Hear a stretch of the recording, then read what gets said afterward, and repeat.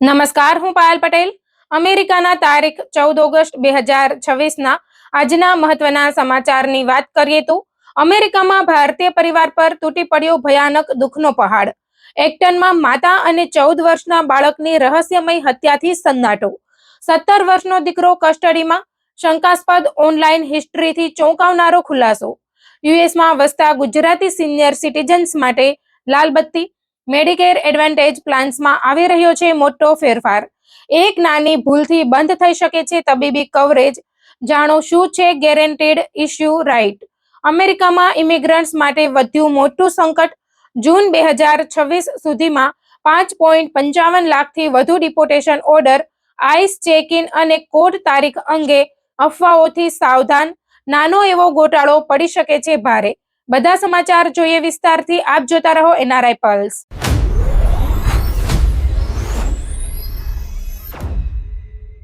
અમેરિકામાં રહેતા ભારતીયો અને ખાસ કરીને ગુજરાતી પરિવારો માટે આ સમાચાર માત્ર એક ક્રાઇમ સ્ટોરી નથી, પરંતુ પોતાના જ ઘરની અંદર ચાલી રહેલી કોઈ અજાણી તકલીફને સમયસર ઓળખવાની એક ગંભીર ચેતવણી છે.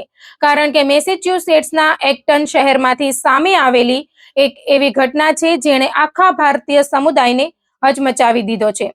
એક જ પરિવારના ઘરમાંથી માતા અને માત્ર 14 વર્ષના દીકરાના મૃતદેહો મળી આવ્યા. પરિવારનો 17 વર્ષનો જ દીકરો પોલીસના નિશાના પર આવ્યો અને સૌથી મોટો સવાલ એ છે કે આખરે ઘરની 4 દિવાલોની અંદર એવું શું બન્યું કે એક પરિવારની દુનિયા જ ઉજળી ગઈ. અમેરિકામાં રહેતા ભારતીય મિત્રો, આપણે ઘણી વખત માનીએ છીએ કે આપણું બાળક આપણી સામે જ છે, તે સ્કૂલમાં જાય છે, ભણે છે, મિત્રો સાથે સમય પસાર કરે છે, કોમ્પ્યુટર અને ફોન વાપરે છે અને એટલે આપણે તેને સારી રીતે ઓળખીએ છીએ. પરંતુ ક્યારેક બાળકના મનમાં શું ચાલી રહ્યું છે તે માતા પિતાને ખબર પણ પડતી નથી અને આ જ બાબત આ ઘટનાને વધુ ગંભીર બનાવે છે. મળતી માહિતી પ્રમાણે 11 ઓગસ્ટના રોજ મેસેચ્યુસેટ્સના એક્ટનમાં એક ભારતીય પરિવારના ઘરે એવી ઘટના બની કે સાંજ પડતા જ આખો વિસ્તાર પોલીસથી ઘેરાઈ ગયો. આ કેસમાં 17 વર્ષના અર્જુન અરવિંદ પર તેની પોતાની માતા 45 વર્ષની સુધા વેંકટેશન અને તેના 14 વર્ષના નાના ભાઈ સિદ્ધાર્થની હત્યાના આરોપો લાગ્યા છે. જો કે અહીં ખાસ વાત સ્પષ્ટ કરી દઈએ કે આ કેસ હજુ કાનૂની પ્રક્રિયામાં છે અને આરોપો કોર્ટમાં સાબિત થવાના બાકી છે.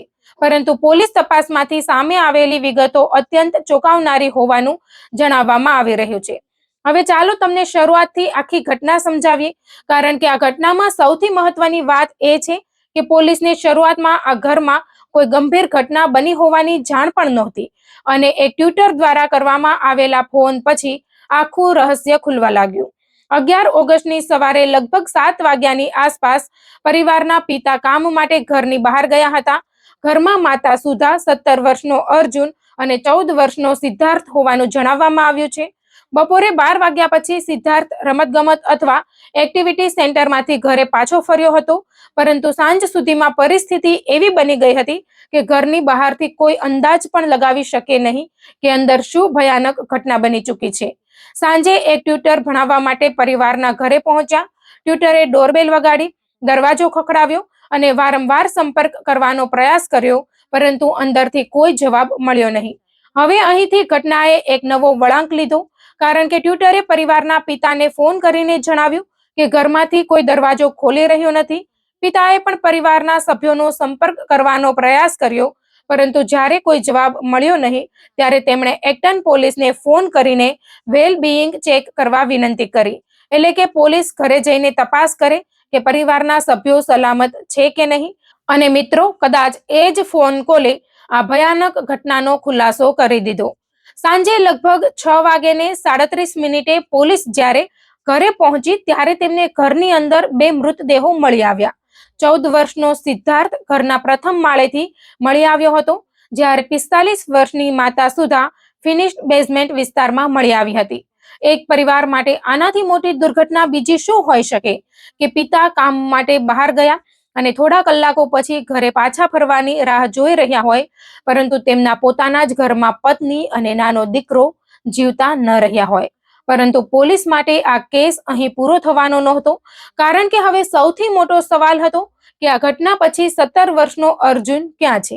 તપાસ દરમિયાન સામે આવ્યું કે અર્જુન તેની માતાની 2014ની લીલા રંગની હોન્ડા એકોર્ડ કાર લઈને ત્યાંથી નીકળી ગયો હતો. એટલે પોલીસની તપાસ હવે માત્ર ઘરની અંદર શું થયું તેના સુધી સીમિત રહી નહોતી, પરંતુ એક સગીર આરોપી ક્યાં ગયો છે અને તેને કેવી રીતે શોધવો તે પણ મોટો પ્રશ્ન બની ગયો હતો.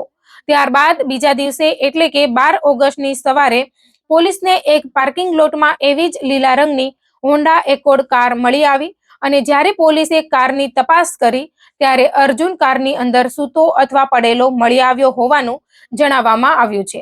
સૌથી મહત્વની વાત એ હતી કે પોલીસે તેને કસ્ટડીમાં લીધો ત્યારે તેણે કોઈ પ્રતિકાર કર્યો ન હતો. હવે આ કેસનો સૌથી ચોંકાવનારો ભાગ અહીંથી શરૂ થાય છે. તપાસમાં પોલીસને અર્જુનના ઓનલાઈન વર્તન વિશે પણ માહિતી મળી હોવાનું જણાવવામાં આવ્યું છે. આરોપ મુજબ તે છેલ્લા કેટલાક સમયથી ચિંતાજનક પ્રકારનું વર્તન દર્શાવી રહ્યો હતો અને તેણે ઇન્ટરનેટ તથા ચેટ જીપીટીનો ઉપયોગ કરીને પરિવારના સભ્યોની હત્યા સાથે જોડાયેલા થિયરિટિકલ આઈડિયા અને ફેન્ટેસી સ્ટોરીઝ જેવી સામગ્રી શોધી હતી. આ માહિતી જો તપાસમાં સત્તાવાર રીતે સાબિત થાય તો તે માતા પિતા અને ખાસ કરીને અમેરિકામાં રહેતા ભારતીય પરિવારો માટે ખૂબ ગંભીર પ્રશ્ન ઊભો કરે છે કે બાળકો ફોન અને ઇન્ટરનેટ પર શું જોઈ રહ્યા છે, શું શોધી રહ્યા છે અને તેમના વર્તનમાં કોઈ અચાનક ફેરફાર તો નથી આવ્યો ને. પરંતુ મિત્રો, અહીં પણ સાવચેતી જરૂરી છે, કારણ કે ઓનલાઈન સર્ચ હિસ્ટ્રી અથવા કોઈ એઆઈ ટૂલનો ઉપયોગ પોતે જ કોઈ વ્યક્તિના ગુનાનો પુરાવો બની જતો નથી અને આ સમગ્ર બાબત તપાસ તથા કોર્ટની પ્રક્રિયામાં પુરાવા તરીકે કેવી રીતે સામે આવે છે તે મહત્વનું રહેશે. અત્યારે પોલીસ માટે હત્યાનું ચોક્કસ કારણ એટલે કે મોટિવ શું હતું તે હજુ સ્પષ્ટ નથી. આ ઘટનામાં કયા હથિયાર અથવા સાધનોનો ઉપયોગ થયો હતો તેની સંપૂર્ણ વિગતો પણ તપાસ અને મેડિકલ એક્ઝામિનરના રિપોર્ટ બાદ વધુ સ્પષ્ટ થઈ શકે છે. અર્જુન સામે 2 મર્ડર કાઉન્ટ્સ, પરિવારના સભ્ય પર હુમલા અથવા બેટરીના 2 કાઉન્ટ્સ અને મોટર વાહનના અનધિકૃત ઉપયોગનો આરોપ મૂકવામાં આવ્યો હોવાનું જણાવવામાં આવ્યું છે. તેની ઉંમર 17 વર્ષની હોવાથી કેસમાં જુવેનાઇલ કોર્ટ અને તેને પુખ્ત આરોપી તરીકે ટ્રાય કરવામાં આવશે કે નહીં તે અંગેની કાનૂની પ્રક્રિયા પણ મહત્વપૂર્ણ બનશે. એટલે અમેરિકામાં રહેતા ભારતીયો અને ગુજરાતી પરિવારો માટે આ કેસને માત્ર એક હત્યાની ઘટના તરીકે જોવાના બદલે એક મોટા સામાજિક સંદેશ તરીકે પણ જોવો જરૂરી છે. આપણે આપણા બાળકો માટે બધું કરીએ છીએ, તેમને સારી સ્કૂલ આપીએ છીએ, સારા કપડાં આપીએ છીએ, મોબાઈલ અને કમ્પ્યુટર આપીએ છીએ, તેમના ભવિષ્ય માટે પૈસા બચાવીએ છીએ, પરંતુ શું આપણે દરરોજ 5 મિનિટ તેમના મનની વાત સાંભળવા માટે કાઢીએ છીએ? શું આપણે તેમને પૂછીએ છીએ કે સ્કૂલમાં શું થયું?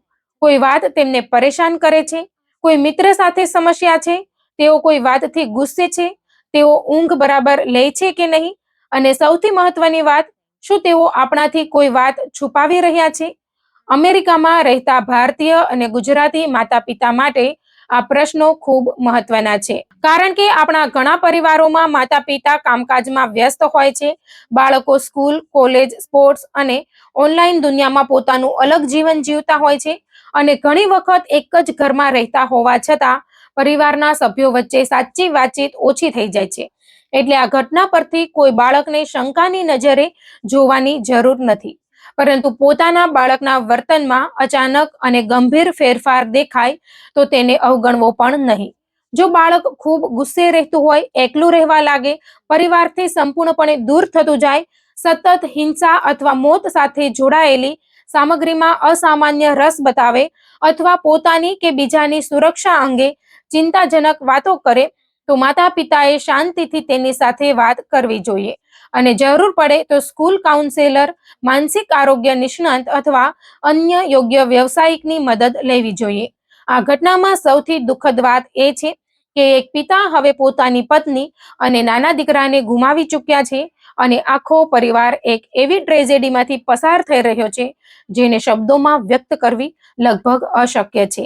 એક તરફ 2 જીવ ગયા અને બીજી તરફ 17 વર્ષના દીકરા સામે ગંભીર ફોજદારી આરોપો છે.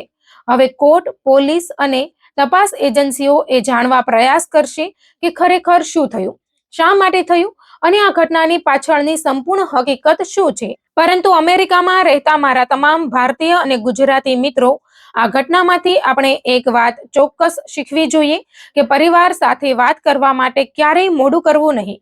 દરરોજ માત્ર 5 મિનિટ અથવા ઓછામાં ઓછું 2-3 દિવસે એક વખત પોતાના બાળકો સાથે મોબાઈલ બાજુ પર મૂકીને દિલથી વાત કરો. તેમને માત્ર માર્ક્સ, નોકરી અને ભવિષ્ય વિશે નહીં, પરંતુ તેમના મન વિશે પૂછો, કારણ કે ક્યારેક બાળકને આપણી પાસેથી પૈસા કે સલાહ કરતાં પણ વધારે જરૂર હોય છે, માત્ર એટલી કે કોઈ તેને ધ્યાનથી સાંભળે. એક્ટનમાંથી સામે આવેલી આ કરુણ ઘટના વિશે તપાસ આગળ વધશે, કોર્ટમાં વધુ વિગતો સામે આવશે અને ત્યારબાદ જ આ સમગ્ર કેસની સંપૂર્ણ તસવીર સ્પષ્ટ થશે. પરંતુ આજે જ આપણે આપણા ઘરમાં એક નાનું પગલું લઈ શકીએ છીએ. આજે રાત્રે પોતાના પરિવાર સાથે 5 મિનિટ બેસો, વાત કરો અને પૂછો, બેટા, તારા મનમાં બધું બરાબર છે ને? કદાચ આ 5 મિનિટની વાતચીત આપણા પરિવાર માટે સૌથી કિંમતી 5 મિનિટ બની શકે છે.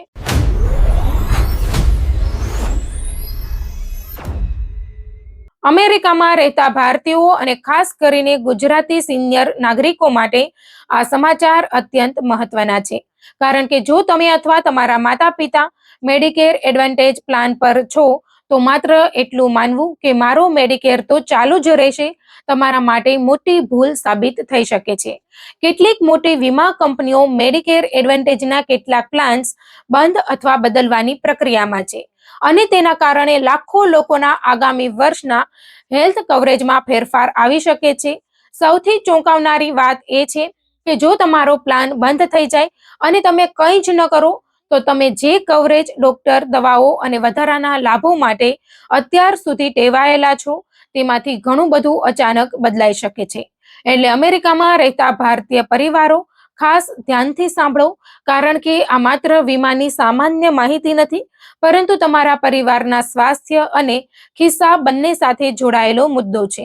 ખાસ કરીને જે સિનિયર નાગરિકો પોતે અંગ્રેજીમાં તમામ કાગળો સમજી શકતા નથી અથવા પોતાના મેડિકેરના નિર્ણયો લેવા માટે સંતાનો કે પરિવારના સભ્યો પર આધાર રાખે છે, તેમના માટે આ માહિતી વધુ મહત્વની બની જાય છે. હાલમાં મેડિકેર એડવાન્ટેજ અમેરિકાના સિનિયર નાગરિકોમાં અત્યંત લોકપ્રિય છે અને લાખો લોકો આવા ખાનગી પ્લાનનો ઉપયોગ કરે છે. પરંતુ મેડિકેર એડવાન્ટેજ પ્લાન કાયમી ગેરંટી નથી. વીમા કંપનીઓ દર વર્ષે સરકાર સાથેના કરાર અને પોતાના ખર્ચ લાભના હિસાબ પ્રમાણે નક્કી કરે છે કે કયો પ્લાન ચાલુ રાખવો, કયો બદલવો અને કયો બંધ કરવો. અહીં જ સૌથી મોટો મુદ્દો આવે છે. જો કોઈ કંપની તમારો મેડિકેર એડવાન્ટેજ પ્લાન બંધ કરે છે, તો સામાન્ય રીતે તમારો જૂનો પ્લાન વર્ષના અંત સુધી ચાલુ રહે છે અને નવા વર્ષથી તમારે બીજી વ્યવસ્થા કરવી પડે છે. હવે સવાલ એ છે કે તમારી પાસે કયા વિકલ્પો છે, અને અહીંથી વાત ખૂબ જ મહત્વની બની જાય છે, કારણ કે તમારી સામે મુખ્યત્વે 3 રસ્તા હોય છે. પહેલો રસ્તો છે બીજો મેડિકેર એડવાન્ટેજ પ્લાન પસંદ કરવાનો. જો તમારી કંપનીનો જૂનો પ્લાન બંધ થઈ રહ્યો હોય, તો તમે તમારા વિસ્તારમાં ઉપલબ્ધ બીજો મેડિકેર એડવાન્ટેજ પ્લાન પસંદ કરી શકો છો. પરંતુ અહીં એક મોટી સાવચેતી છે. નવો પ્લાન પસંદ કરતા પહેલા માત્ર તેનો પ્રીમિયમ કેટલો છે તે જોઈને નિર્ણય ન કરશો. તમારા હાલના ડોક્ટર નવા પ્લાનમાં ઇન નેટવર્ક છે કે નહીં, તમારી દવાઓ નવા પ્લાનમાં કવર થાય છે કે નહીં, હોસ્પિટલ કઈ છે, કોપે કેટલો છે અને મેક્સિમમ આઉટ ઓફ પોકેટ ખર્ચ કેટલો છે, આ બધું ચકાસવું જરૂરી છે. ખાસ કરીને ગુજરાતી પરિવારોમાં ઘણી વખત માતા-પિતા વર્ષોથી એક જ ડોક્ટર પાસે સારવાર કરાવતા હોય છે. જો તમે ઉતાવળમાં નવો પ્લાન લઈ લીધો અને એ ડોક્ટર નવા પ્લાનમાં ન હોય, તો પછી મુશ્કેલી ઊભી થઈ શકે છે. પરંતુ હવે સૌથી મહત્વનો અને કદાચ સૌથી ખતરનાક રસ્તો કંઈ જ ન કરવો. ઘણા લોકોને લાગે છે કે મારો પ્લાન બંધ થશે તો મેડિકેર પોતે જ બધું કરી દેશે, પરંતુ આ વિચાર જોખમી બની શકે છે. જો તમે યોગ્ય સમયસર નવો મેડિકેર એડવાન્ટેજ પ્લાન પસંદ ન કરો, તો તમે ઓરિજિનલ મેડિકેર પાર્ટ એ અને પાર્ટ બી પર પાછા જઈ શકો છો. પરંતુ ઓરિજિનલ મેડિકેર અને મેડિકેર એડવાન્ટેજ એક જ વસ્તુ નથી. ઓરિજિનલ મેડિકેરમાં પાર્ટ એ હોસ્પિટલ માટે અને પાર્ટ બી ડોક્ટર તથા મેડિકલ સર્વિસ માટે હોય છે. પરંતુ તેની સાથે મેડિકેર એડવાન્ટેજ જેવી બધી વધારાની સુવિધાઓ આપમેળે મળતી નથી. દવાઓ માટે અલગ પાર્ટ ડી પ્લાનની જરૂર પડી શકે છે અને મેડિકેરના બાકી ખર્ચ માટે મેડિગેપ અથવા મેડિકેર સપ્લિમેન્ટ પ્લાનની જરૂર પડી શકે છે. એટલે કંઈ નહીં કરીએ તો મેડિકેર તો રહેશે જ, એવું માનવું પૂરતું નથી, કારણ કે મેડિકેર રહેવું અને તમને જરૂરી સંપૂર્ણ કવરેજ રહેવું આ બંને અલગ અલગ બાબતો છે. હવે અહીં ત્રીજો રસ્તો આવે છે, અને આ જ રસ્તો ઘણા લોકો માટે સૌથી મહત્વની તક બની શકે છે: ગેરંટેડ ઇશ્યુ રાઇટ. સામાન્ય સ્થિતિમાં મેડિકેર એડવાન્ટેજમાંથી બહાર આવીને મેડિગેપ સપ્લિમેન્ટ પ્લાન લેતી વખતે કેટલીક વીમા કંપનીઓ તમારી હેલ્થ હિસ્ટ્રીને ધ્યાનમાં લઈ શકે છે, અને કેટલીક પરિસ્થિતિમાં તમને વધુ મુશ્કેલી પડી શકે છે. પરંતુ જો તમારો મેડિકેર એડવાન્ટેજ પ્લાન કંપની દ્વારા બંધ થઈ રહ્યો હોય, અથવા તમને ચોક્કસ રીતે આ અધિકાર મળતો હોય, તો ફેડરલ રૂલ્સ હેઠળ તમને ગેરંટેડ ઇશ્યુ રાઇટ મળી શકે છે. તેનો અર્થ એ છે કે ચોક્કસ સમયગાળામાં તમે કેટલીક મેડિગેપ પોલિસીસ માટે હેલ્થ અંડરરાઇટિંગ વગર અરજી કરી શકો છો. એટલે તમારી જૂની બીમારી કે હેલ્થ હિસ્ટ્રીના કારણે સામાન્ય રીતે આવતી અડચણ અહીં ઓછી થઈ શકે છે. પરંતુ અહીં પણ એક મોટું પણ છે: આ અધિકારનો ઉપયોગ કેવી રીતે અને ક્યારે કરવો તે ખૂબ જ મહત્વનું છે. જો તમે પહેલા બીજો મેડિકેર એડવાન્ટેજ પ્લાન લઈ લો અને પછી મેડિગેપ માટે આ અધિકાર વાપરવાનો પ્રયાસ કરો, તો પરિસ્થિતિ અલગ બની શકે છે. એટલે કોઈ પણ ફોર્મ ભરતા પહેલા તમારા વિકલ્પો સમજી લેવાની જરૂર છે. અને હવે આવો સમજીએ કે મેડિગેપમાં કયા પ્રકારના પ્લાનનો વિકલ્પ મળી શકે છે. જો કોઈ વ્યક્તિ 1 જાન્યુઆરી 2020 પહેલા મેડિકેર માટે એલિજિબલ બની હતી, તો કેટલીક પરિસ્થિતિમાં પ્લાન સી અથવા પ્લાન એફ જેવા વિકલ્પો પણ સંબંધિત હોઈ શકે છે. જ્યારે 2020 પછી મેડિકેર માટે પાત્ર બનેલા લોકો માટે ફેડરલ રૂલ્સ હેઠળ ચોક્કસ મેડિગેપ પ્લાન્સ માટે ગેરંટેડ ઇશ્યુ પ્રોટેક્શન્સ લાગુ થઈ શકે છે. અહીં નિયમો વ્યક્તિની ચોક્કસ પરિસ્થિતિ અને એલિજિબિલિટી પર આધાર રાખે છે. તેથી કોઈ પણ નિર્ણય લેતા પહેલા અધિકૃત મેડિકેર માહિતી અથવા લાયસન્સ ધરાવતા નિષ્ણાત પાસેથી પુષ્ટિ કરવી જરૂરી છે.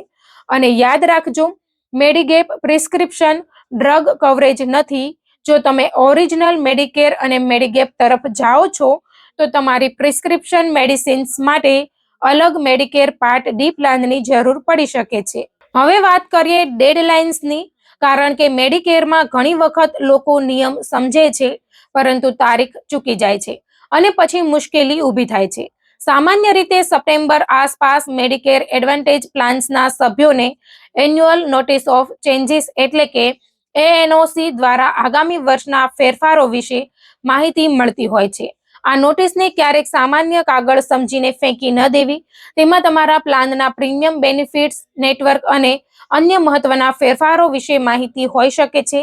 ત્યારબાદ 1 ઓક્ટોબરથી આગામી વર્ષના પ્લાન્સ વિશે માહિતી અને સરખામણી શરૂ કરી શકાય છે. અને મેડિકેર એન્યુઅલ એનરોલમેન્ટ પીરિયડ્સ સામાન્ય રીતે 15 ઓક્ટોબરથી 7 ડિસેમ્બર સુધી ચાલે છે. પરંતુ જો તમારો પોતાનો મેડિકેર એડવાન્ટેજ પ્લાન જ બંધ થઈ રહ્યો હોય, તો કેટલાક ખાસ સ્પેશિયલ એનરોલમેન્ટ રાઇટ્સ લાગુ થઈ શકે છે. અને ચોક્કસ પરિસ્થિતિમાં 31 ડિસેમ્બર સુધીનો સમય પણ મહત્વનો બની શકે છે. એટલું જ નહીં, ચોક્કસ કિસ્સામાં પ્લાન સમાપ્ત થયા પછી મેડિગેપ માટે ગેરંટેડ ઇશ્યુ વિન્ડો પણ ઉપલબ્ધ થઈ શકે છે. એટલે માત્ર 7 ડિસેમ્બરની તારીખ યાદ રાખવી પૂરતી નથી. તમારા પ્લાનને મળેલી ટર્મિનેશન નોટિસમાં લખેલી ચોક્કસ તારીખો સમજવી ખૂબ જરૂરી છે. હવે એક બીજો મુદ્દો પણ ગુજરાતી અને ભારતીય પરિવારોએ ખાસ સમજવો જોઈએ: એજન્ટ. ઘણી વખત આપણે માનીએ છીએ કે વીમા એજન્ટ છે એટલે તે આપમેળે આપણું શ્રેષ્ઠ હિત જોશે. પરંતુ દરેક એજન્ટ દરેક પ્રકારના પ્લાન માટે સમાન રીતે ચૂકવણી મેળવે એવું જરૂરી નથી. કેટલીક પરિસ્થિતિમાં ગેરંટેડ ઇશ્યુ હેઠળ મેડિગેપ વેચવા માટે એજન્ટને કમિશન મળતું ન હોય, અથવા રાજ્ય અને કંપનીના નિયમો અલગ હોઈ શકે છે. એટલે જો કોઈ વ્યક્તિ તમને માત્ર એટલા માટે મેડિકેર એડવાન્ટેજમાં પાછા ધકેલે કે પ્રક્રિયા સરળ છે, તો તરત નિર્ણય ન કરશો. પહેલા પૂછો, મારા માટે original Medicare plus Medigap plus part D વધુ યોગ્ય છે કે બીજો મેડિકેર એડવાન્ટેજ પ્લાન? મારા હાલના ડોક્ટર કયા પ્લાનમાં છે? મારી દવાઓ કયા પ્લાનમાં કવર્ડ છે? મારા માટે વર્ષ દરમિયાન કુલ અંદાજિત ખર્ચ કેટલો થઈ શકે? અને સૌથી મહત્વનું, મને ગેરંટેડ ઇશ્યુ રાઇટ મળ્યો છે કે નહીં? અમેરિકામાં રહેતા ગુજરાતી સિનિયર નાગરિકો માટે આ માહિતી પોતાના માતા પિતા સુધી પહોંચાડવી પણ એટલી જ જરૂરી છે, કારણ કે ઘણી વખત વડીલોને અંગ્રેજીમાં મળતા ઇન્સ્યોરન્સ લેટર્સ સમજવામાં મુશ્કેલી પડે છે અને તેઓ કોઈ કાર્યવાહી કર્યા વગર બેઠા રહે છે. જો તમારા ઘરમાં કોઈ મેડિકેર એડવાન્ટેજ પર છે તો તેની એન્યુઅલ નોટિસ ઓફ ચેન્જ અને પ્લાન ટર્મિનેશન સંબંધિત કોઈ પણ નોટિસ ધ્યાનથી વાંચો. જરૂરી હોય તો પરિવારનો કોઈ વિશ્વાસુ વ્યક્તિ સાથે બેસીને તેની સમીક્ષા કરો. તમારા ડોક્ટર, દવાઓ અને હોસ્પિટલની યાદી બનાવો અને નવા પ્લાન સાથે સરખાવો. અને કોઈ પણ વ્યક્તિને તમારી મેડિકેર અથવા સોશિયલ સિક્યોરિટીની સંવેદનશીલ માહિતી આપતા પહેલા તેની ઓળખ અને લાયસન્સની ખાતરી કરો.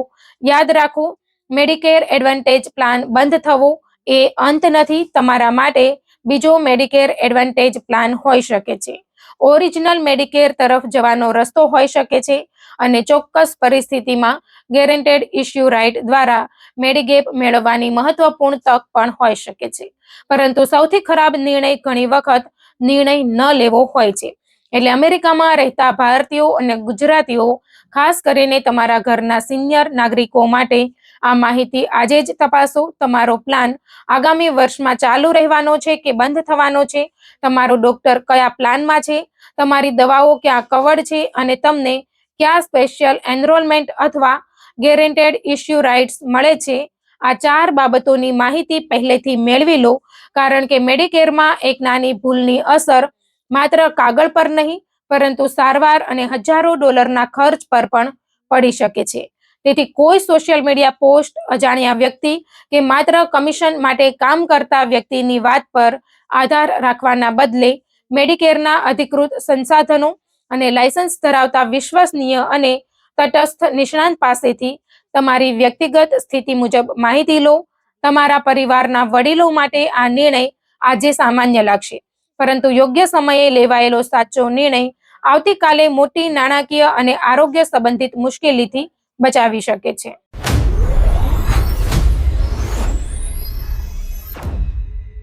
અમેરિકામાં રહેતા ભારતીયો અને ખાસ કરીને ગુજરાતી, જો તમારી ઇમિગ્રેશન ફાઇલ હજુ ક્લિયર નથી, તમારો કેસ કોર્ટમાં ચાલી રહ્યો છે અથવા તમને આઈસ ઓફિસે નિયમિત હાજરી આપવા માટે બોલાવવામાં આવ્યા છે, તો આજના આ સમાચારને બિલકુલ હળવાશથી ન લેતા, કારણ કે અમેરિકામાં હાલ ઇમિગ્રેશન એન્ફોર્સમેન્ટની કડકાઈ કેટલી વધી છે તેનો અંદાજ માત્ર એક આંકડાથી લગાવી શકાય છે.